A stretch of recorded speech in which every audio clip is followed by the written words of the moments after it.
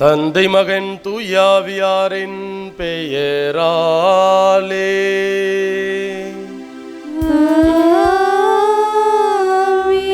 நம் ஆண்டவராகிய இயேசு கிறிஸ்துவின் அருளும் கடவுளின் அன்பும் தூயாவியாரின் நட்புறவும் உங்கள் அனைவரோடும் இருப்பதாக.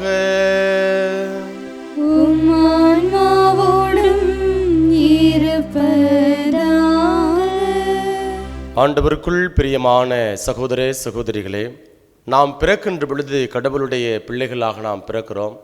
ஆனால் இனி எத்தன்மையராக இருப்போம் என்பது இன்னும் வெளிப்படவில்லை என்று இன்றைய முதல் வாசகத்தில் யோவான் நமக்கு எடுத்துரைக்கிறார். பிரியமானவர்களே, நாம் பிறக்கின்ற பொழுது எந்த விதமான பாவம் இல்லாமல் கடவுளுடைய பிள்ளைகளாக பிறக்கிறோம்.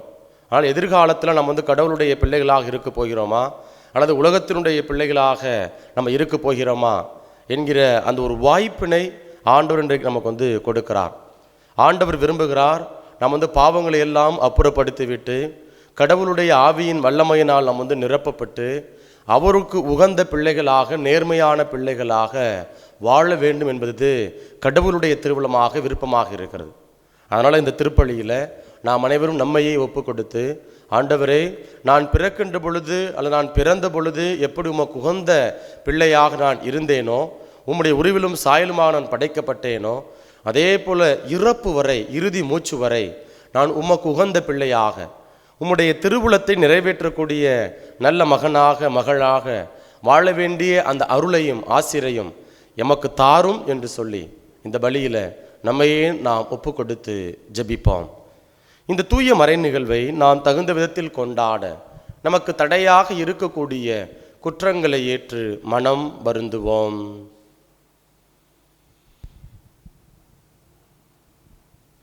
எல்லாம் வல்ல இறைவனிடமும் சகோதர சகோதரிகளே, உங்களிடமும் நான் பாவியினை ஏற்றுக்கொள்கின்றேன். ஏனெனில் என் சிந்தனையாலும் சொல்லாலும் செயலாலும் கடமையில் தவறியதாலும் பாவங்கள் பல செய்தேன். என் பாவமே, என் பாவமே, என் பெரும் பாவமே. ஆகையால் எப்பொழுதும் கனியான புனித மரியாவையும் வானதூதர் புனிதர் அனைவரையும், சகோதர சகோதரிகளே, உங்களையும் நம் இறைவனாகிய ஆண்டவரிடம் எனக்காக வேண்டிக் கொள்ள மன்றாடுகின்றேன். எல்லாம் வல்ல இறைவன் நம் மீது இரக்கம் வைத்து நம் பாவங்களை மன்னித்து நம்மை நிலை வாழ்வுக்கு அழைத்து செல்வாராக. ஆமென்.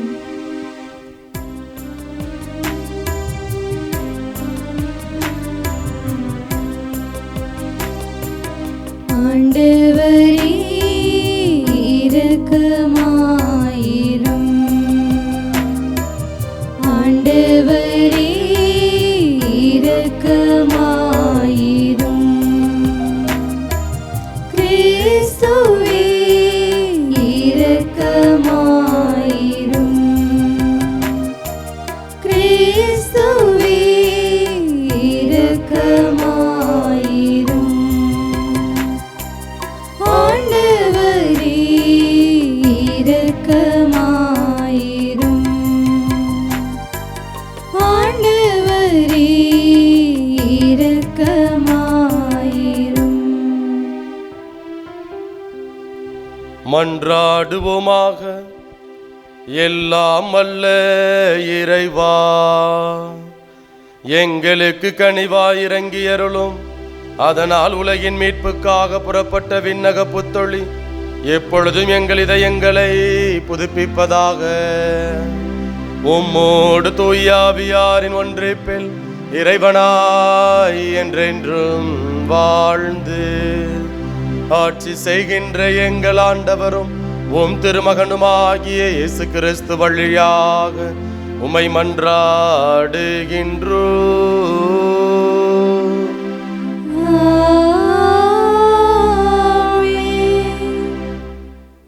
முதல் வாசகம்.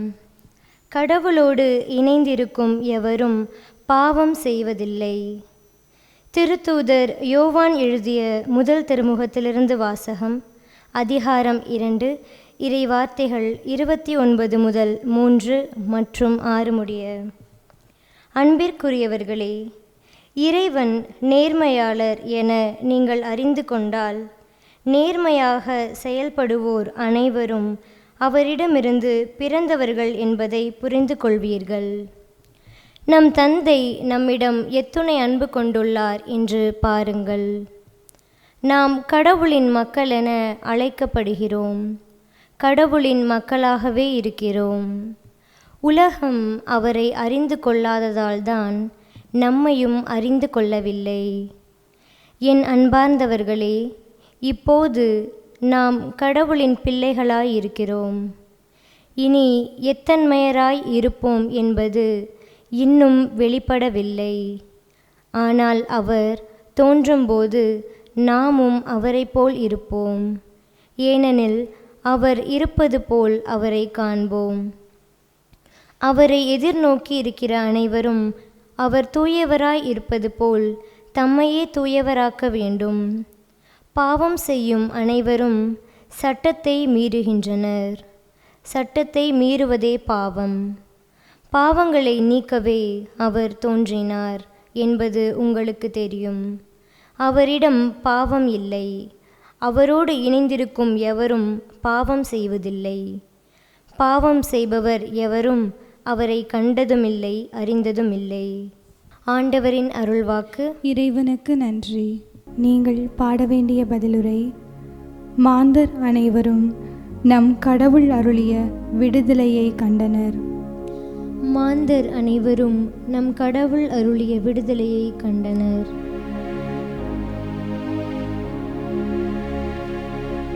மாந்தர் அனைவரும் நம் கடவுள் அருளிய விடுதலையை கண்டனர். மாந்தர் அனைவரும் நம் கடவுள் அருளிய விடுதலையை கண்டனர். ஆண்டவருக்கு புதியதொரு பாடல் பாடுங்கள். ஏனெனில் அவர் வியத்தக செயல்கள் புரிந்துள்ளார். ஆண்டவருடைய வலக்கரமும் புனிதமிகு பூயமும் அவருக்கு வெற்றி அளித்துள்ளன. மாந்தர் அனைவரும் நம் கடவுள் அருளிய விடுதலையை கண்டனர். உலகெங்கும் உள்ள அனைவரும் நம் கடவுள் அருளிய விடுதலையை கண்டனர். உலகெங்கும் வாழ்வோரே அனைவரும் ஆண்டவரை ஆர்ப்பரித்து பாடுங்கள். மகிழ்ச்சியுடன் ஆர்ப்பரித்து புகழ்ந்தேத்துங்கள். மகிழ்ச்சியுடன் ஆர்ப்பரித்து புகழ்ந்தேத்துங்கள். மாந்தர் அனைவரும் நம் கடவுள் அருளிய விடுதலையை கண்டனர். யாழினை மீட்டி ஆண்டவரை புகழ்ந்தேத்துங்கள். யாழினை மீட்டி இனிய குரலில் அவரை வாழ்த்தி பாடுங்கள். ஆண்டவராகிய அரசரின் முன்னே எக்காலம் முழங்குகின்றன. ஆண்டவராகிய அரசின் முன்னே எக்காலம் முழங்கி கொம்பினை ஊதி ஆர்ப்பரித்து பாடுங்கள். மாந்தர் அனைவரும் நம் கடவுள் அருளிய விடுதலையை கண்டனர். மாந்தர் அனைவரும் நம் கடவுள் அருளிய விடுதலையை கண்டனர்.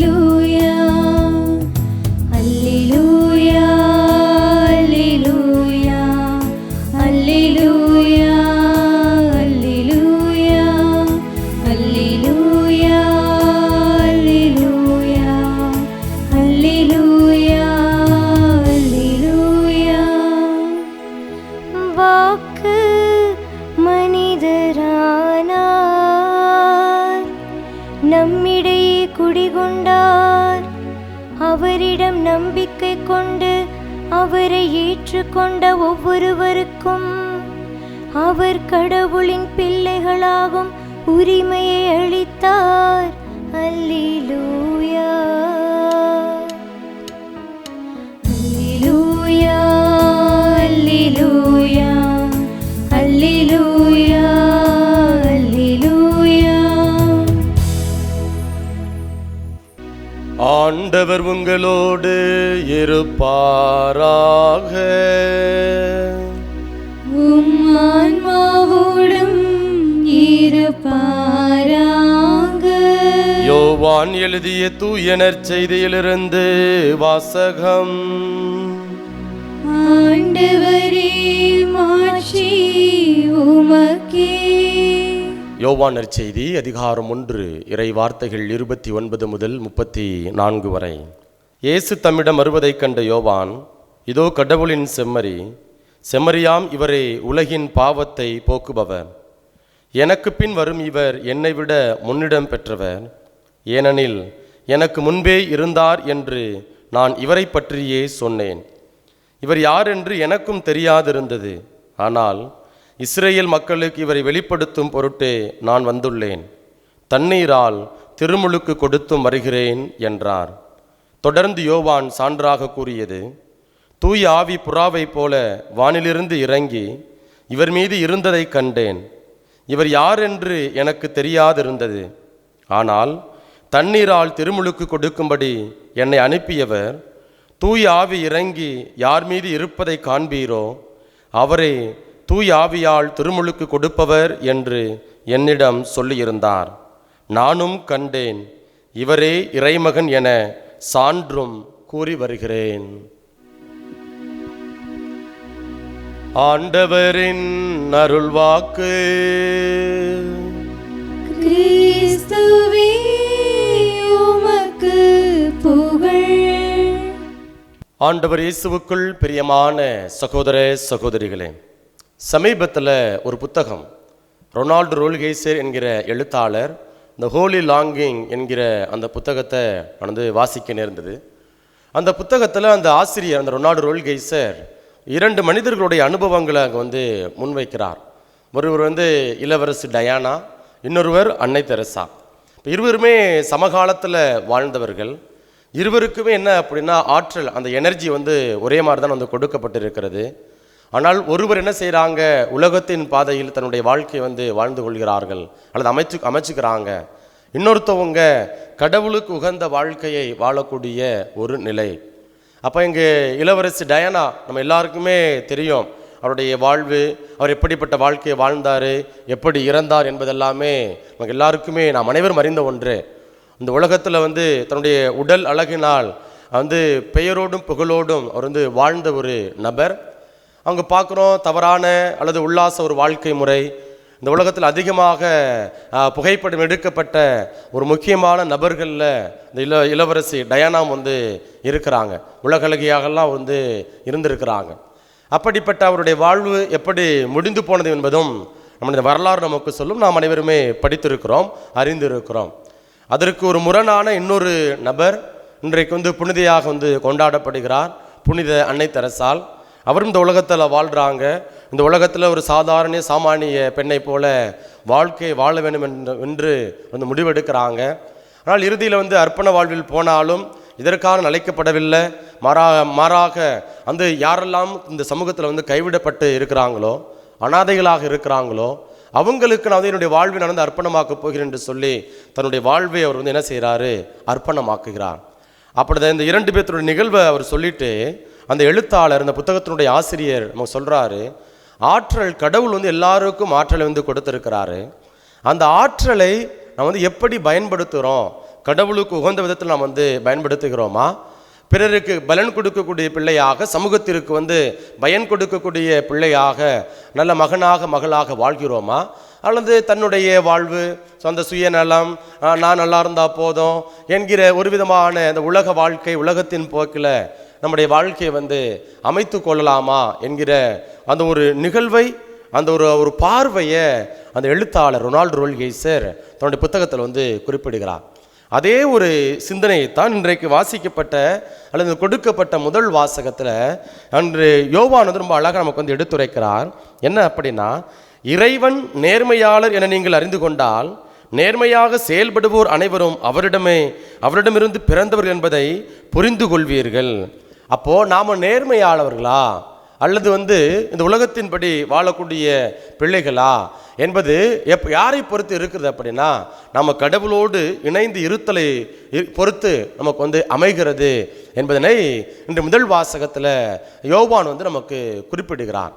அது அப்படியே தொடர்ந்து சொல்லிக்கிட்டே வருகின்ற பொழுது சொல்றாரு, என் அன்பார்ந்தவர்களே, இப்போது நாம் கடவுளின் பிள்ளைகளாக இருக்கிறோம்.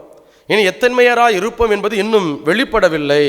ஆனால் அவர் தோன்றும் போது நாமும் அவரை போல் இருப்போம், ஏனெனில் அவர் இருப்பது போல் அவரை காண்போம் என்று குறிப்பிடுகிறார். இப்போதைக்கு நாம் வந்து எப்படி இருக்கிறோம் அப்படின்னா, அல்லது இந்த உலகத்தில் நாம் வந்து பிறந்த பொழுது எப்படி இருக்கிறோம் அப்படின்னா, நேர்மையானவர்களாக இருக்கிறோம். அதே போல் கடவுளுடைய பிள்ளைகளாக இருக்கிறோம். இப்போ கடவுள் யார்? அவர் நேர்மையானவராக இருக்கிறார். அப்போ அவரால் உண்டாக்கப்பட்ட பிள்ளைகள் யார்? நாம் வந்து நேர்மையான பிள்ளைகளாக இருக்கிறோம். இது இந்த நிகழ்காலத்தில் கடவுள் நம்மை குறித்து கூறக்கூடிய ஒரு செய்தியாக இருக்கிறது. இப்போ இது வந்து எதிர்காலத்தில் எப்படி இருக்க போகிறது? அதான் சொல்றார், இனி எத்தன்மையராய் இருப்போம் என்பது இன்னும் வெளிப்படவில்லை. எதிர்காலத்தில் நீங்களும் நானும் கடவுளுக்கு வந்து உகந்த வாழ்க்கை வாழ போகிறோமா? கடவுளுக்கு சாட்சியம் பகரக்கூடிய பிள்ளைகளாக இருக்க போகிறோமா? அல்லது இந்த உலகத்தின் போக்கின்படி நம்ம இந்த உலகத்தில் வந்து சமரசம் செய்து கொண்டு இந்த உலகத்தோடு நாம் வந்து 10ஓடு 11ஆக நம்முடைய வாழ்க்கையை நாம் வந்து வாழப் போகிறோமா என்பதுதான் இன்றைய நாளில் இன்றைய இறைவார்த்தை வழிபாடு நமக்கு கொடுக்கக்கூடிய செய்தி. அப்போ கடவுள் நமக்கு முன்பாக எப்படி இஸ்ரேல் மக்களுக்கு வந்து உடன்படிக்கை செய்து கொள்கிறார். அப்போ சொல்கிறாரு, உங்கள் முன்பாக நான் வாழ்வையும் சாவையும் வைத்திருக்கிறேன். அப்போ நீங்கள் எதை தெரிவு செய்ய போகிறீங்க? வாழ்வை தெரிவு செய்தால் உங்களுக்கு வந்து ஆசீர்வாதம், அல்லது சாவை நீங்கள் தெரிவு செஞ்சீங்க அப்படின்னா உங்களுடைய வாழ்க்கையில் வந்து இறப்பை நீங்கள் வந்து சந்திக்க நேரிடும் அப்படின்னு சொல்லி நம்ம வந்து பழைய ஏற்பாட்டில் யாவே கடவுள் இஸ்ரேல் மக்களோடு உடன்படிக்கை செய்து கொண்ட அந்த நிகழ்வை நம்ம வந்து பார்க்குறோம். அதே போல தான் இந்த நேரத்தில் இந்த நிகழ்காலத்தில் நாம் எல்லாருமே அல்லது இந்த உலகத்தில் பிறந்த பொழுது நம்ம எல்லாருமே கடவுளுடைய பிள்ளைகளாக இருக்கிறோம். எதிர்காலத்தில் நம்ம வந்து கடவுளுடைய பிள்ளைகளாக நேர்மையானவராக நம்ம வந்து இருக்க போகிறோமா? அல்லது இந்த உலகத்தின் போக்கின்படி உலக சித்தாந்தங்களில் நம்ம வந்து ஈர்க்கப்பட்டு அந்த உலக வாழ்க்கைக்கு நாம் வந்து அர்ப்பணித்து கொள்ள போகிறோமா? இன்றைக்கு கடவுள் நம் முன்பாக ஒரு வாய்ப்பு, ஒரு சாய்ஸ் முன்பாக முன்வைத்திருக்கிறார். அப்போ தெரிவு செய்ய வேண்டியது நாம் தான். அந்த சுதந்திரத்தை கடவுள் நமக்கு வந்து கொடுத்திருக்கிறார். இன்றைக்கு நம்முடைய சமூகத்தினுடைய போக்கு எப்படி இருக்குது அப்படின்னா, நம்ம ஏன் எல்லாத்தையும் நம்ம ஏன் பகைச்சிக்கணும்? அவங்களோட சேர்ந்து நாமளும் என்ன செஞ்சிடலாம் அப்படின்னா அந்த நீரோட்டத்தோட நாமும் நம்முடைய வாழ்க்கையை வந்து வாழ்ந்து விட வேண்டியதானே. ஏன் வந்து எதிர்த்து குரல் கொடுப்பானே, ஏன் போராட்டத்துக்கு போவானே, அதில் வந்து தேவையில்லாமல் வந்து பிரச்சனைக்கு வந்து நம்ம வந்து உள்ளாகணுமே என்கிற நிறைய இழப்புகளை நாம் வந்து சந்திக்க நேரிடுமே என்கிற ஒரு மனநிலை. சமீபத்தில் ஒரு இளைஞர் அவர் தன்னுடைய அனுபவத்தை என்னோட வந்து பகிர்ந்து கொள்கிறார் நம்ம அருங்கொடை இல்லத்தில். என்ன அப்படின்னா, ஃபாதர், எனக்கு வந்து அந்த மது பழக்க வழக்கத்திற்கு வந்து நாட்டம் இல்லை, விருப்பம் இல்லை. அதனால் வந்து நான் ஒரு ஐடி செக்டரில் நான் வந்து வேலை பார்த்துக்கிட்டு இருக்கிறேன். அப்போ வேலை பார்க்கின்ற பொழுது அங்கே என்ன வந்து காமனாக அப்பப்போ நாங்கள் ஃப்ரெண்ட்ஸில் என்ன செய்வோம் அப்படின்னா, வீக்கெண்டு இதெல்லாம் வந்து வாரத்தினுடைய இறுதி நாட்களில் நாங்கள் வந்து ஒன்று கூடி நாங்கள் ஒரு சில அந்த கேளிக்கை விளையாட்டுகள், கொண்டாட்டங்கள் இதெல்லாம் நாங்கள் வந்து பங்கு பெறுவதுண்டு, நாங்கள் வந்து கலந்து கொள்வதுண்டு. அப்போ நாங்கள் என்னுடைய நண்பர்களாக என்ன செய்வாங்க அப்படின்னா, அந்த மது சில பேர் வந்து மது எடுப்பாங்க. அப்போது நான் வந்து தொடக்க காலத்தை என்ன அப்படின்னா நான் வந்து நிராகரித்தேன். எனக்கு இதெல்லாம் வந்து பழக்கம் இல்லை, எனக்கு விருப்பம் இல்லை, நாட்டம் இல்லை அப்படிலாம் சொல்லி நான் என்ன செஞ்சேன், என்னுடைய நண்பர்கள்ட்ட சக தோழர்கள்ட்ட நான் வந்து சொன்னேன். அப்போ அவங்க என்ன செய்கிறாங்க, அடுத்தடுத்த அந்த கூட்டங்களில் என்னை வந்து அவங்க வந்து தவிர்க்க பார்க்கிறார்கள். அப்போ நான் என்ன செஞ்சேன், நான் வந்து ஓரங்கட்டப்படுகிறேன் அல்லது ஒதுக்கப்படுகிறேன், புறந்தள்ளப்படுகிறேன் என்று நான் வந்து உணர்ந்து எனக்குள்ளாய் ஒரு விதமான மனநிலை, நான் வந்து அவர்களோடு சமரசம் செய்து கொள்கிறேன். நான் சமரசம் செய்து கொள்றதுனால இன்றைக்கு நான் அவர்களோடு சேர்ந்து நான் வந்து என்ன செய்து கொண்டிருக்கிறேன் அப்படின்னா, நான் வந்து அந்த மது பழக்கத்திற்கு நான் வந்து உள்ளாகி இருக்கிறேன் என்று தன்னுடைய அனுபவத்தை அவர் வந்து பகிர்ந்து கொள்கிறார். பிரியமானவர்களே, இதே போல் நிறைய அனுபவங்கள் நம்ம எல்லாருமே இந்த இல்லற வாழ்க்கை வாழக்கூடிய நீங்களாக இருக்கலாம், அல்லது குருத்துவ துறவர வாழ்க்கை வாழக்கூடிய நாங்களாக இருக்கலாம். எல்லாருமே ஏதோ ஒரு விதத்தில் வந்து என்ன செய்யப்படுகிறோம் அப்படின்னா, இந்த உலகத்தின் போக்கின்படி யாரையும் பகைச்சிக்க வேண்டாம், யார் வந்து உண்மையாக இருக்க வேண்டாம். உண்மையாக இருந்தால் நிறைய பிரச்சனை வரும், நேர்மையாக இருந்தால் நிறைய எதிர்ப்புகளை நாம் வந்து சம்பாதிக்க வேண்டிய ஒரு நிர்பந்தத்திற்கு நாம் வந்து தள்ளப்படுவோம். நமக்கு ஏன் அந்த வேலை, வந்து எல்லாம் அவங்கள போல மற்றவங்கள போல வந்து என்ன செஞ்சலாம், நானும் வந்து இருந்து விடுகிறேன் என்று சொல்லி கடவுள் நம்ம வந்து உண்மையாக இருக்க, நேர்மையாக இருக்க, கடவுளுக்கு உகந்த பிள்ளையாக இருக்க நமக்கு வாய்ப்புகளை கொடுக்கின்ற பொழுது நம்ம என்ன செய்கிறோம் அப்படின்னா, இந்த உலகத்தின்படி மனுஷனை பார்த்து நாம் கடவுளுக்கு நேர்மையாக இல்லாமல் இருக்கிறோம். மனிதர்களை நம்ம வந்து திருப்திப்படுத்த பார்க்குறோம். மனிதர்களோடு நம்ம வந்து நேர்மையாக இருக்க, அதாவது இந்த உலகத்தோடு நாம் நேர்மையாக இருக்க நம்ம வந்து பழக்கிக் கொள்கிறோம் அல்லது பழக்கப்படுத்திக் கொள்கிறோம். இதான் நம்ம வந்து இந்த இன்றைய சமூகத்தினுடைய ஒரு யதார்த்தமான ஒரு போக்காக இருந்து கொண்டு இருக்கிறது. அப்போ இப்படிப்பட்ட நிலையில் நாம் வந்து கடவுளுடைய பிள்ளைகளாக நாம் வந்து இருக்கிறோமா? எதிர்காலத்தில் கடவுள் நமக்கு வந்து அவருக்கு உகந்த பிள்ளையாக, அவருடைய மகளாக நம்ம வந்து வாழ வேண்டும் என்பதுதான் கடவுளுடைய ஒரு விருப்பமாக இருக்கிறது. விவிலியத்தில் நாம் வந்து பார்க்கிறோம், ஒரு அழகான நபர் யோசேப்பு, இயேசுவினுடைய தந்தை, வளர்ப்பு தந்தை என்று அறியப்படக்கூடியவர். இப்போ அவரை பற்றி சொல்லக்கூடிய ஒரு வார்த்தை என்ன அப்படின்னா, யோசேப்பை குறித்து ஒரே ஒரு வார்த்தை, அவர் நேர்மையாளர். அப்போ யோசேப்பு எப்படி நேர்மையாளர்? ஆமாம், யோசேப்புக்கும் மரியாவுக்கும் வந்து என்ன செய்யப்படுகிறது அப்படின்னா, அங்கே மன ஒப்பந்தம் செய்யப்படுகிறது. மரியா வந்து கருவுற்று இருக்கக்கூடிய நிகழ்வு, இதெல்லாம் நாம் எல்லாருமே அறிந்த ஒன்று. இப்போ யோசேப்பு மறைவாக விலக்கி விட திட்டமிடுகிறார். இப்போ உறங்குகிறார். உறக்கத்தில் வந்து கடவுளுடைய ஆவியானவர் பேசுகிறார். அப்படி பேசுகின்ற பொழுது அங்கே என்ன நடக்குது அப்படின்னா, அங்கு கடவுளுடைய திருவுளத்தை வந்து அறிந்து கொள்கிறார். அப்போ இங்கு யோசேப்பிடம் வந்து கற்றுக்கொள்ள வேண்டிய பாடம் என்ன அப்படின்னா, அங்கே வந்து முதல்ல அவர் நினைக்கிறாரு, நமக்கு ஏன் வம்பு, மரியாவை யாருக்கும் தெரியாமல் மறைவாக விலக்கி விட்டுறலாம் என்பதுதான் யோசேப்பினுடைய ஒரு பார்வையாக இருக்கிறது. அப்போ இந்த பார்வை என்ன அப்படின்னா, இந்த உலகத்தின்படி ஐயோ அவங்க என்ன தப்பாக நினச்சிருவாங்களே, மரியாவை தப்பாக நினச்சிருவாங்களே, தவறாக அவதூறாக வந்து பேசுவாங்களே என்று சொல்லி என்ன செய்கிறாங்க அப்படின்னா, உலகத்தின்படி அங்கு யோசேப்பு நடக்க முயலுகிறார். அப்போது கடவுள் வந்து குறுக்கீடு செய்கிறார். அப்போ தூய ஆவியான அந்த தூதர் வந்து என்ன செய்கிறார் அப்படின்னா, அவங்க வந்து குறுக்கீடு செய்கிறார். குறுக்கீடு செஞ்ச உடனே என்ன நடக்குது அப்படின்னா, கடவுளுடைய பார்வையில் அங்கு யோசேப்பு நேர்மையானவராக அங்கு வந்து இருக்கிறார். அப்போது அங்கே மனிதனை திருப்திப்படுத்த பார்க்கல, மனிதனுக்கு உகந்த வாழ்க்கை அவர் வந்து வாழ விரும்பலை, மாறாக கடவுளுக்கு உகந்த வாழ்க்கையை இங்கு யோசேப்பு வாழ்வதை நாம் வந்து பார்க்கிறோம். அப்போ இன்றைக்கு நீங்களும் நானும் கற்றுக்கொள்ள வேண்டிய பாடம் என்ன அப்படின்னா, கடவுளுக்கு உகந்த வாழ்வை நாம் வந்து வாழ வேண்டும். யோசேப்பை போல இன்றைக்கு நம்முடைய சமூகத்தில் நாம் வந்து பல்வேறு நிலைகளில் நாம் வந்து சோதனைக்கு உள்ளாகுவோம். மறைவாக விலக்கி விட வேண்டும். நிறைய காரியங்கள் வந்து எல்லாத்தையும் யாருக்கும் தெரியாமல் மறைவாக செஞ்சிடணும் என்கிற ஒரு சிந்தனை, ஒரு பழக்கம் நமக்கு வந்து இருக்கிறது. அந்த பழக்கத்தில் இருந்து நாம் வந்து விடுபட வேண்டும் என்பதனை ஆண்டவர் நமக்கு வந்து கூறுகிறார். அடுத்து இன்றைய முதல் வாசகத்தில் சொல்றாரு பாருங்க, பாவம் செய்யும் அனைவரும் சட்டத்தை மீறுகின்றனர், சட்டத்தை மீறுவதே பாவம். அதற்கு முன்னாடி சொல்றாரு, கடவுள் தூயவராய் இருப்பது போல தம்மையே நாம் வந்து தூயவர் ஆக்க வேண்டும். அப்போ பாவம் செய்கின்ற பொழுது நாம் வந்து கடவுளை அறிந்து கொள்வதில்லை. இப்போ கடவுளை நாம் வந்து பார்க்கணும், கடவுளை நாம் வந்து அறிந்து கொள்ளணும். அப்படின்னா நம்முடைய வாழ்வு எப்படி இருக்கணும் அப்படின்னா, கடவுளுக்கு அதாவது தூய வாழ்க்கையை நாம் வந்து வாழ வேண்டும். இதான் மலைப்பொழியில் வந்து வாசிக்கின்றோம். மத்திய நட்சத்திர அதிகாரம் 5 தூயதோர் உள்ளத்தோர் பேறு பெற்றோர், ஏனெனில் அவர்கள் கடவுளை காண்பர் என்று சொல்லி அங்கே நம்ம ஆண்டவர் இயேசு கிறிஸ்து குறிப்பிடுகிறார். அப்போ என்னுடைய இதயம், என்னுடைய மனசு, என்னுடைய சிந்தனை தூயதாக அப்பழுக்கற்றதாக இருக்கின்ற பொழுது, அப்போ என்னுடைய இதயம் தூயதாக இருந்துச்சு அப்படின்னா நான் அன்புள்ளவனாக இருப்பேன், நான் இரக்கமுள்ளவனாக இருப்பேன், நான் நேர்மையுள்ளவனாக இருப்பேன், நான் கனிவுள்ளவனாக இருப்பேன், நான் பரிவுள்ளவனாக இருப்பேன். அந்த ஆவியானவருடைய கனிகளால், கொடைகளால், வரங்களால் நிரப்பப்பட்ட பிள்ளையாக, மகனாக, மகளாக நான் வந்து வாழ்வேன். அப்போ கடவுள் இங்கே வந்து யோவான் சொல்கிறாரு, யாரெல்லாம் பாவம் செய்கிறியோ, யாரெல்லாம் வந்து குற்றங்களை செய்கிறீங்களோ அவங்கெல்லாம் வந்து கடவுளை அறிந்து கொள்ள முடியாது. இன்றைக்கு நீங்கள் கடவுளை பார்க்க வேண்டுமா? இன்றைக்கு நீங்கள் கடவுளை அனுபவிக்க வேண்டுமா? கடவுள் யார் என்பதை பற்றி நீங்கள் வந்து தெரிந்து கொள்ள வேண்டுமா? நம்முடைய வாழ்வு தூயதாக வேண்டும், தூயதாக இருக்க வேண்டும். அப்போ நம்முடைய வாழ்க்கை தூயதாக இருக்கணும். அப்போ நாம் என்ன செய்யணும் அப்படின்னா, ஆண்டவருடைய வார்த்தையை நாம் வாசிக்க வேண்டும். இந்த ஆண்டவருடைய வார்த்தை நமக்கு என்ன செய்யுது அப்படின்னா, நம்ம படிக்கின்ற இந்த வார்த்தையை வாசிக்க வாசிக்க வாசிக்க இது நம்முடைய இதயத்திற்குள்ளாய் கடந்து செல்கிறது.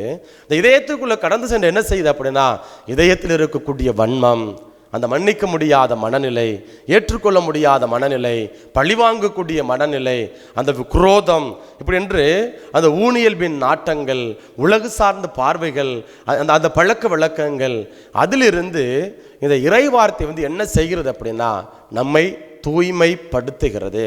இந்த இறைவார்த்தை நமக்குள்ள இருக்கின்ற பொழுது நாம் பாவம் செய்ய மாட்டோம். பல மனிதர்களுடைய வாழ்வு நமக்கு என்ன செய்யுது அப்படின்னா, நமக்கு எடுத்துக்காட்டானதாக நமக்கு இருக்கிறது. அப்போ நாம கடவுளை அறிந்து கொள்ள வேண்டுமா, நம்ம கடவுளை புரிந்து கொள்ளணுமா, நம்ம செய்ய வேண்டியது ஒன்றே ஒன்றுதான். நான் அடிக்கடி கேட்கக்கூடிய அதாவது மக்கள்கிட்ட பேசுகின்ற பொழுது நான் சொல்லக்கூடிய ஒரு காரியம் என்ன அப்படின்னா, இன்றைக்கு காதலர்கள் இருக்கிறாங்க. காதலர்கள் ஒருவர் மற்றவரை என்ன செய்யணும் அப்படின்னா தெரிந்து கொள்ள வேண்டும் என்றால் அவங்க என்ன செய்கிறாங்க, அதிக நேரம் செலவிடுறாங்க. காதலனும் காதலியும் என்ன செய்கிறாங்க அப்படின்னா அதிக நேரம் செலவிடுகிறார்கள். செலவிட்டு அவங்களுடைய இன்ப துன்பங்கள், அதே போல் நேர்மறையான எண்ணங்கள், எதிர்மறையான எண்ணங்கள் எல்லாவற்றையும் பகிர்ந்து கொள்கிறார்கள். அன்பை என்ன செய்கிறாங்க, நேரங்களை கடந்து இரவு முழுவதும் தூங்காமல் கூட சில பேர்லாம் பேசுகிறாங்க. அவங்க தங்களுடைய அந்த உறவுகளை புதுப்பிக்கக்கூடிய ஒரு நிலை. எப்போ பார்த்தாலும் ஃபோனில் பேசிகிட்டே இருப்பாங்க. அப்போ எதற்காக நம்ம சலிச்சுக்குவோம். ஏன்னா நம்ம சாலையில் பார்க்குறோம் அல்லது வீட்டில் பார்ப்போம் அல்லது பலர் நமக்கு கேட்பாங்க, ஏன்னா எப்போ பார்த்தாலும் இந்த பொண்ணு இந்த பையன் ஃபோன்லேயே இருக்கிறாங்க, வேறு பொழப்பே இல்லையா அப்படின்னு சொல்லி நம்ம என்ன செய்வோம், அவர்களை விமர்சனத்துக்கு உட்படுத்துவது உண்டு. ஆனால் அப்படி பேசுறதுனால நாங்கள் என்ன நடக்குது அப்படின்னா, ஒரு ஆழமான உறவை அவர்கள் பெற்றுக்கொள்கிறார்கள். அதே எதிர்காலத்தில் ஒரு பொழித்து போய்விடும், சலித்து போய்விடும். அது நமக்கு அது இரண்டாவது கட்டம். ஆனால் தொடக்க காலகட்டத்தில் என்ன செய்கிறாங்க, தங்களுடைய உறவை புதுப்பித்துக் கொள்வதற்காக ஒருவர் மற்றவர் என்ன செய்கிறாங்க, அதிக நேரத்தை அவர்கள் செலவிடுகிறார்கள். அதிக நேரத்தை செலவிடுகின்ற பொழுதுதான் அங்கே என்ன நடக்குது, அந்த காதலனும் அந்த காதலியும் ஒருவர் மற்றவரை புரிந்து கொள்கிறார்கள். அவங்க யார் என்பதை தெரிஞ்சு கொள்கிறாங்க.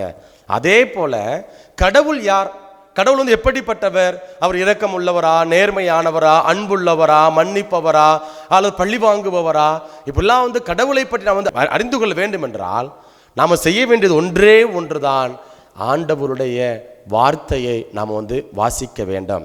இந்த இறை வார்த்தை தான் நம்ம ஜெபமாலையா சொல்கிறோம். இந்த இறை வார்த்தை தான் மற்ற ஜெபங்கள் நாம் சொல்கிறோம். அப்போது இந்த இறை வார்த்தை நாம் வாசிக்கின்ற பொழுது கடவுள் யார் என்பதை நிச்சயமாக நம்மளும் தெரிந்து கொள்ள முடியும்.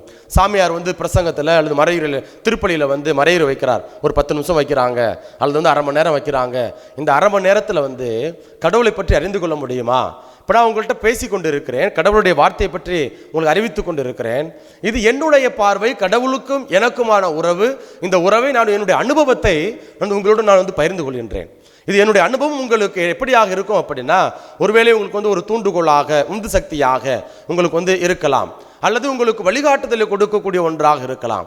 ஆனால் அதே வேளையில் கடவுள் நிச்சயமாக உங்களுடைய வாழ்க்கையில், தனிப்பட்ட வாழ்க்கையில் யார் என்று நீங்கள் தெரிந்து கொள்ளணும் அப்படின்னா, உங்களுடைய மனசு தூயதாக இருக்கணும் அப்படின்னா நம்ம செய்ய வேண்டியது ஒன்றே ஒன்று, ஆண்டவருடைய வார்த்தையை நாம் வாசிக்க வேண்டும். இந்த இறை வார்த்தையை வாசிக்காம, கடவுள் நமக்கு கொடுத்திருக்கக்கூடிய இந்த அன்பு மடலை தியானிக்காம, வாழ்வாக்காம நம்ம நிறைய காரியங்கள் கடவுளை பற்றி பேசுகிறோம் அப்படின்னா, அது அந்த செவி வழியாக பெற்றுக்கொண்ட தகவல்கள். கடவுள் நம்முடைய வாழ்க்கையில் ஒரு அங்கமாக மாற வேண்டும். ஏன் நம்முடைய அங்கமாக மாறணும் அப்படின்னா, அவருடைய உருவிலும் சாயலிலும் நம்ம படைக்கப்பட்டிருக்கிறோம். அப்போ அவருடைய உருவிலும் சாயலும் படைக்கப்பட்ட நாம அவரை பற்றி தெரிந்து கொள்ள வேண்டும். ஆகவே அன்பிற்குரியவர்களே, இன்றைய நாளில் கடவுள் நமக்கு ஒரு வாய்ப்பினை கொடுத்திருக்கிறார். எதிர்காலத்தில் எப்படி இருக்க போகிறோம், நமக்கு கடவுள் இந்த உலகத்தில் அவருக்கு உகந்த வாழ்க்கையை வாழப் போகிறோமா, அல்லது உலகத்தின் பார்வையில் நம்முடைய வாழ்வு இருந்துவிட போகிறதா?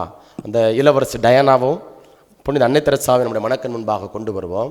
இன்றைக்கு நம்முடைய சமூகத்தில் பலரும் இருக்கிறாங்க, முன்மாதிரியானவர்களாக, எடுத்துக்காட்டானவர்களாக நமக்கு இருக்கிறாங்க. இப்போ அவங்கெல்லாம் எப்படி தன்னுடைய வாழ்க்கை வாழ்கிறாங்க? எல்லாத்துக்கும் ஒரே விதமான ஆற்றல் கொடுக்கப்படுகிறது, எனர்ஜி கொடுக்கப்படுகிறது.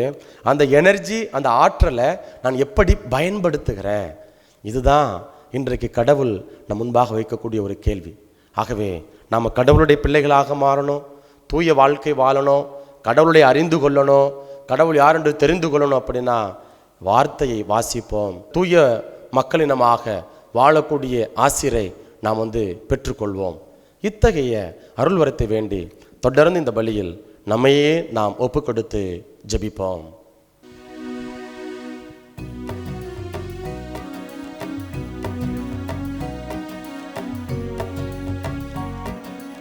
ஆண்டவரின் வாழ்த்து பெறுகிறார். 10 உள்ளத்தின் விளைவு தரும் காணிக்கையே உவப்புடன் ஏற்பாயின் இறைவா. உனக்கென நான் தரும் காணிக்கையே உவப்புடன் ஏற்பாயின் இறைவா. பலியென என்னை நான் தருகின்றேன்,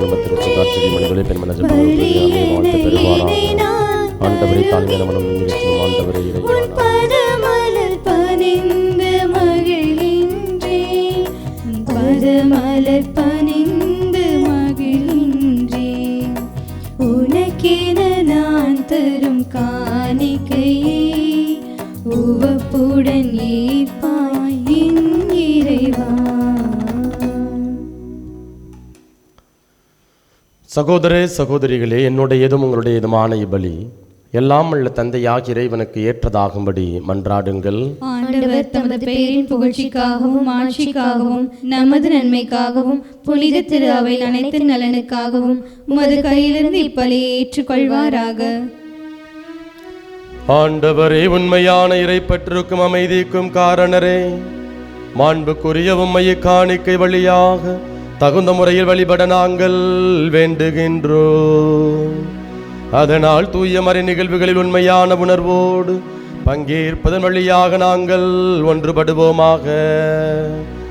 எங்கள் ஆண்டவராகிய இயேசு கிறிஸ்து வழியாக உம்மை மன்றாடுகின்றோம்.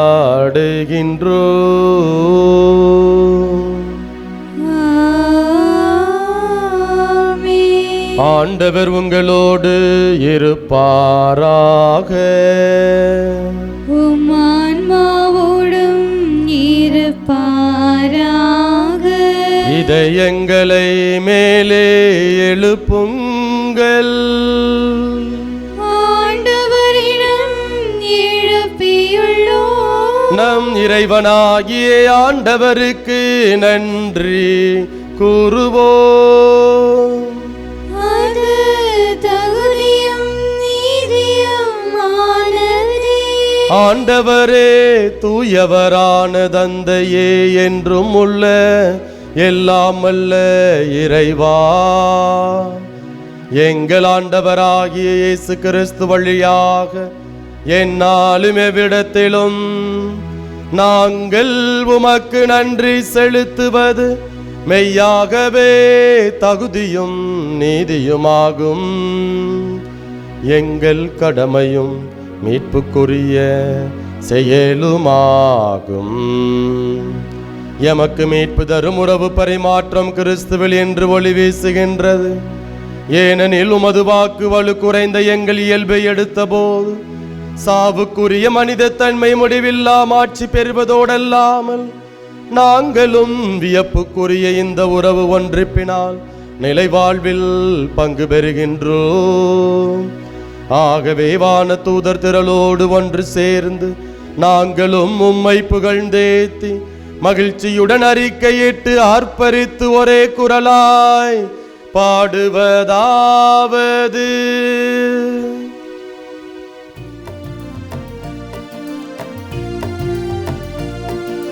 தூயவர் தூயவர் தூயவர் வான்படைகளின் கடவுளம் ஆண்டவர். விண்ணகமும் மண்ணகமும் உமது மாட்சியால் நிறைந்துள்ளன. உன்னதங்களிலே ஓசன்னா, உன்னதங்களிலே ஓசன்னா.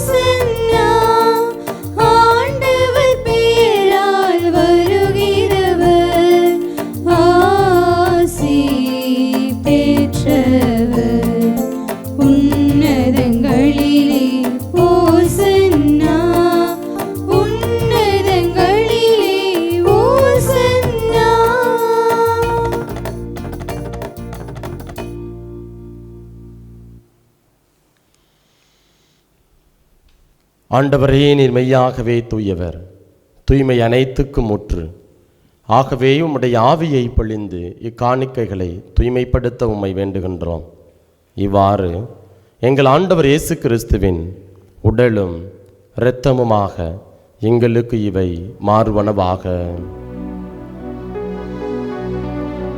அவர் பாடுபட உளம் கனிந்து தம்மை கையளித்த போது அப்பத்தை எடுத்து நன்றி செலுத்தி அதை பெற்று தம் சீடர்களுக்கு அளித்து அவர் கூறியதாவது: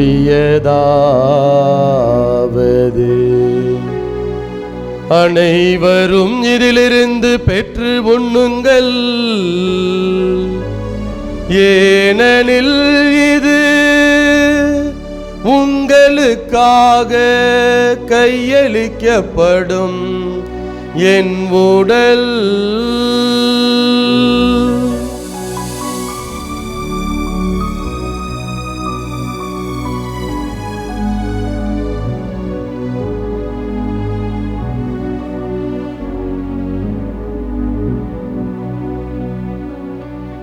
அவ்வண்ணமே இரவு விருந்தை அருந்திய பின் கிண்ணத்தையும் எடுத்து மீண்டும் உமக்கு நன்றி கூறி தம் சீடர்களுக்கு அளித்து அவர் கூறியதாவது: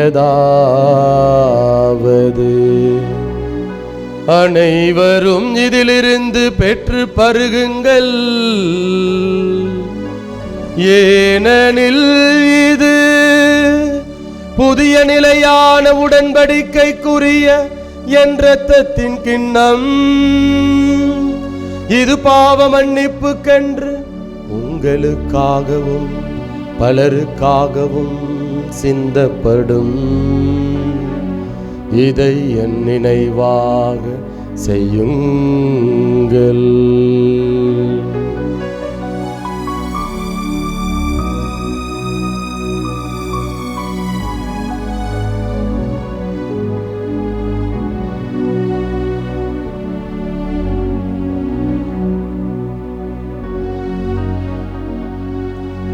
நம்பிக்கையின் மறைபொருள். ஆண்டவரே, நீர் வருமளவும் உமது இறப்பினை அறிக்கையிடுகின்றோம், உமது உயிர்ப்பினையும் எடுத்துரைக்கின்றோம்.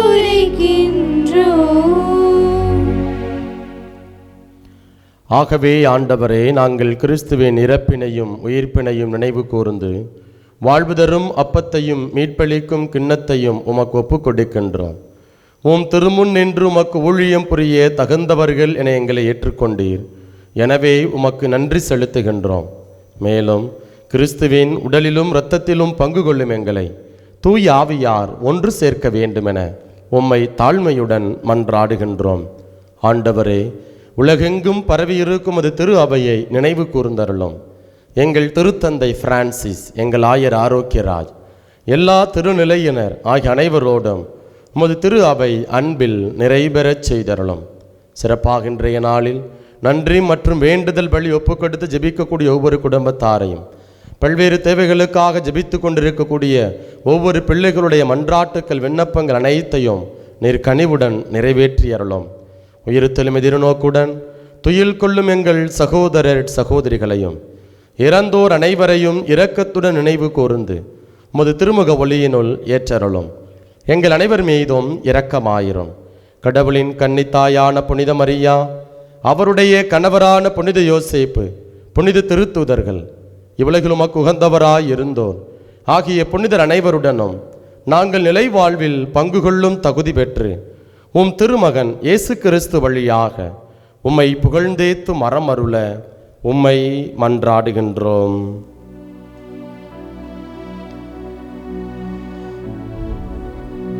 இவர் வழியாக இவரோடு இவரில் எல்லாமல்ல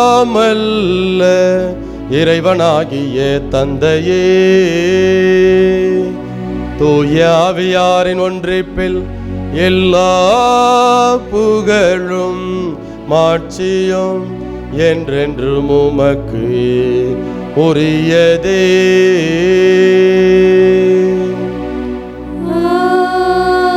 ஆமென். ஆமென். ஆமென்.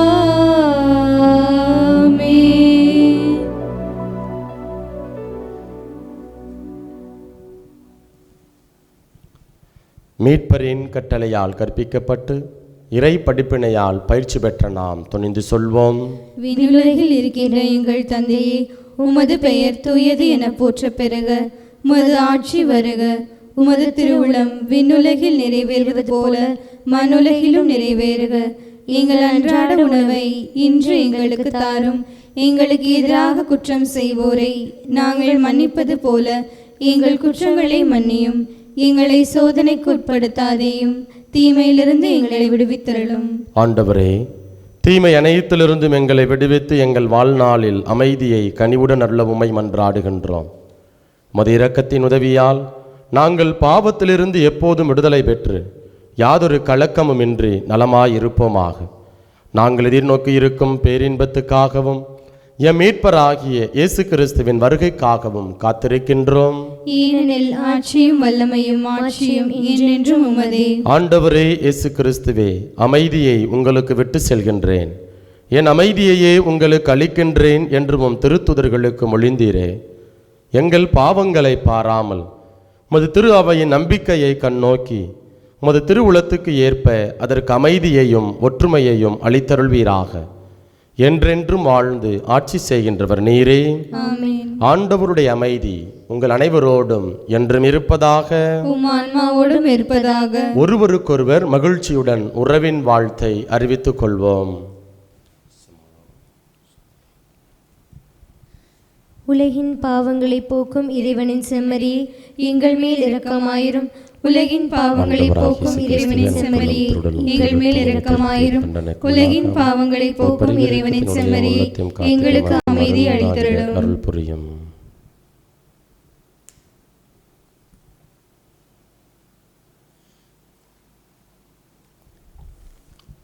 இதோ இறைவனின் செம்மறி, இவரே உலகின் பாவங்களை போக்குபவர். இவருடைய திருவிருந்திற்கு அழைக்கப்பெற்ற நாம் ஒவ்வொருவரும் பேறு பெற்றோர். ஆண்டவரே, நீர் நிலத்தில் எழுந்தருள நான் தகுதியற்றவள். ஆனால் ஒரு வார்த்தை மட்டும் சொல்லியருளும், எனது ஆன்மா நலமடையும். கிறிஸ்துவின் திருடலும் திருரத்தமும் ஒருவரையும் காத்து முடிவில்லாமல் வெளிப்பதாக. ஆசை திருவிருந்துக்கான மன்றாட்டு. ஆண்டவரே, நீர் என் இல்லத்தில் எழுந்தருள நான் தகுதியற்றவன். ஆனால் ஒரு வார்த்தை மட்டும் சொல்லியருளும் என்று 100 தலைவன் ஜெபித்தது போல நாங்களும் இப்போது உம் திருப்பாதம் பணிந்து வேண்டுகிறோம். இனிய இயேசுவே, நாங்கள் தகுதியற்றவர்களாய் இருந்தாலும் எங்கள் தகுதியின்மையை பாராமல் நீர் எங்கள் உள்ளங்களில் எழுந்து வாரும். உம் அன்பிலும் அருளிலும் நாங்கள் நிலைத்திருக்க எம்முள் எழுந்து வாரும். உம் பிள்ளைகளாக உயிருள்ள உண்மை சாட்சிகளாக உமது நற்செய்தின்படி வாழ்பவர்களாக எங்களை உருமாற்ற வாரும்.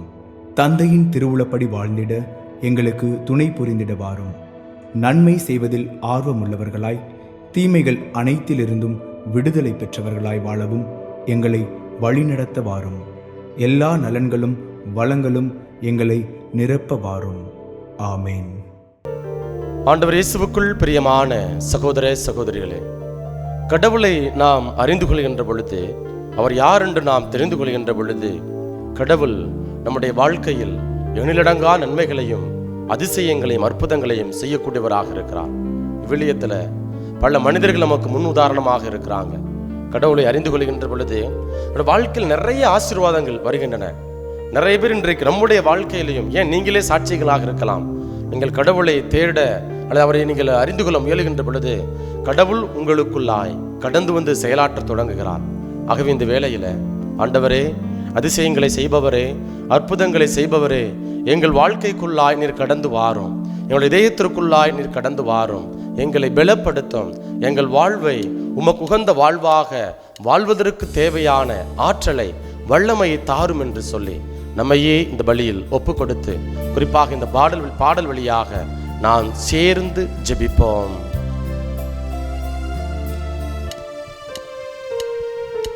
அதிசயங்கள் செய்கிறவர் நம் அருகில் இருக்கிறார். அற்புதங்கள் செய்கிறவர் என்றும் நமக்குள் வசிக்கிறார். அதிசயங்கள் செய்கிறவர் நம் அருகில் இருக்கிறார்.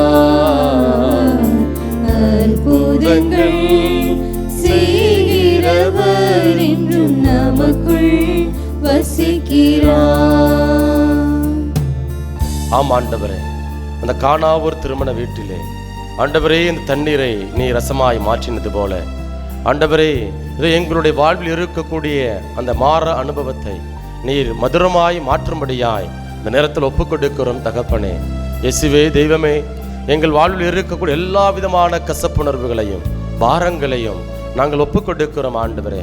இதை எங்களுடைய பாரங்களுக்கு மத்தியில் நெருக்கடிகளுக்கு மத்தியில் நீர் எங்களோடு இருந்து செயலாற்றுகிறீர் என்பதை நாங்கள் உணர்ந்து கொள்ள, உம்மீது நாங்கள் நம்பிக்கை கொள்ள, நீர் எங்களில் செயலாற்ற நாங்கள் உம்மை அனுபவிக்க அனுமதிக்க ஆண்டவரே எங்கள் இதயத்தில் இருக்கக்கூடிய எல்லா விதமான கசப்புணர்வுகளையும் நீர் அப்புறப்படுத்தும்படியாய் ஒப்புக்கொடுக்கிறோம் ஆண்டவரே என்று சொல்லி நம்முடைய பாவங்கள், குற்றங்கள், கசப்புணர்வுகள், பாரங்கள் அனைத்தும் ஒப்புக்கொடுத்து ஆண்டவர்கிட்ட நாம் ஜெபிப்போம்.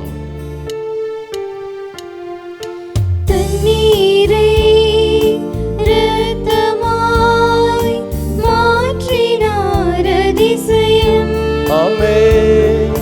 தண்ணீரை இரத்தமாய் மாற்றினார் அதிசயம். வெறும் தண்ணீரை திராட்சை ரசமாய் மாற்றினார் அதிசயம். வெறும் தண்ணீரை திராட்சை ரசமாய் மாற்றினார் அதிசயம். அதிசயங்கள் செய்கிறவர் நம் அருகில் இருக்கிறார்.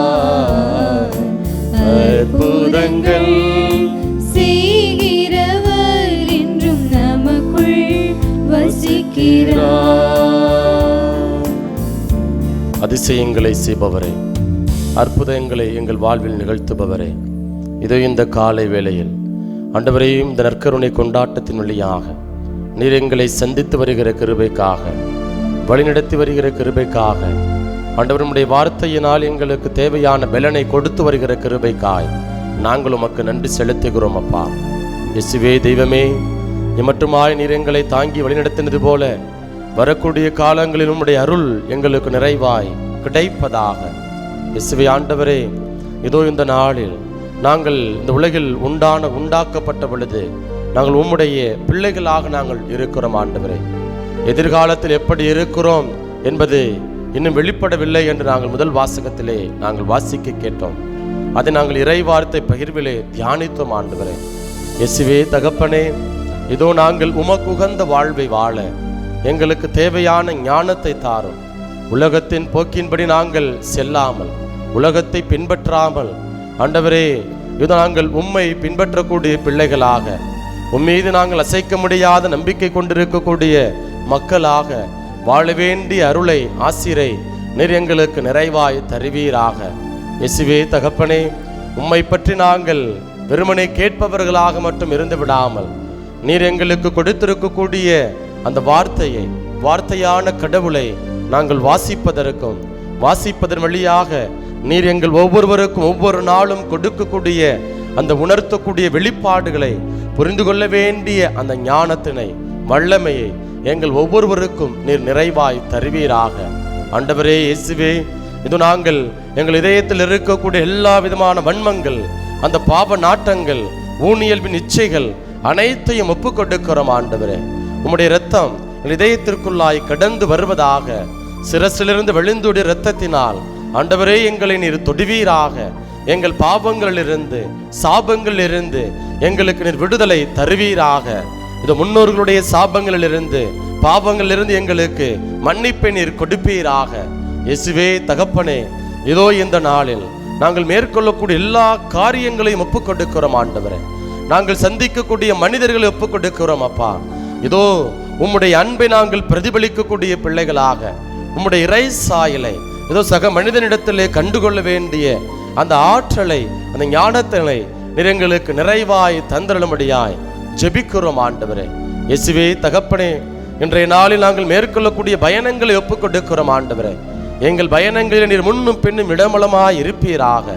எந்த விதமான விபத்தும் ஆபத்தும் பொல்லாப்பும் அணுகாதபடி நீர் எங்களை காத்தருள்வீராக.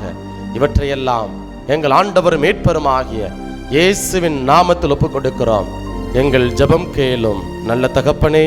ஆமென். நன்றி கூறி மன்றாடுவோமாக.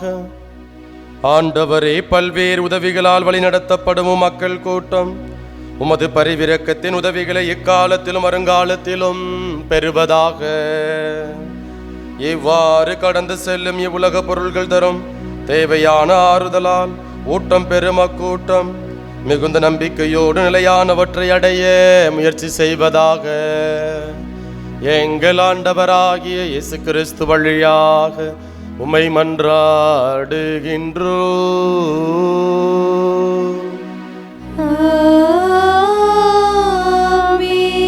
ஆண்டவர் உங்களோடு இருப்பாராக. உம் ஆன்மாவோடும் இருப்பாராக. எல்லாம் வல்ல இறைவன் தந்தை, மகன், தூயாவியார் உங்கள் அனைவரையும் நிறைவாக ஆசீர்வதிப்பாராக.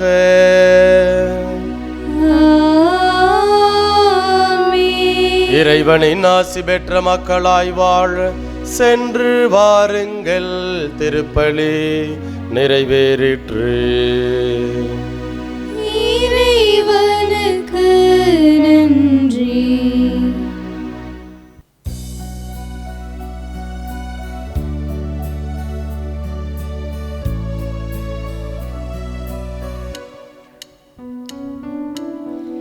இடைவிடா சகாயமாதா, இணையில்லா தேவமாதா, பவவினை தீர்ப்பாள், பதமுனை சேர்ப்பாள், நிதம் துணை சேர்ப்பாயே. இடைவிடா சகாயமாதா, இணையில்லா தேவமாதா, பவவினை தீர்ப்பாள், பதமுனை சேர்ப்பாள், நிதம் துணை சேர்ப்பாயே.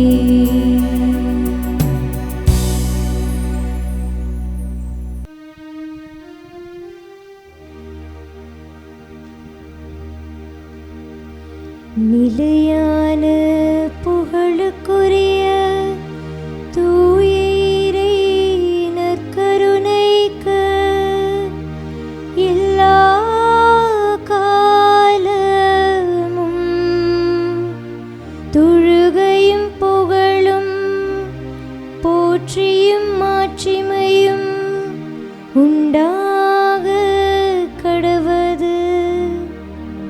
தந்தை, மகன், தூய ஆவியாரின் பெயராலே ஆமென்.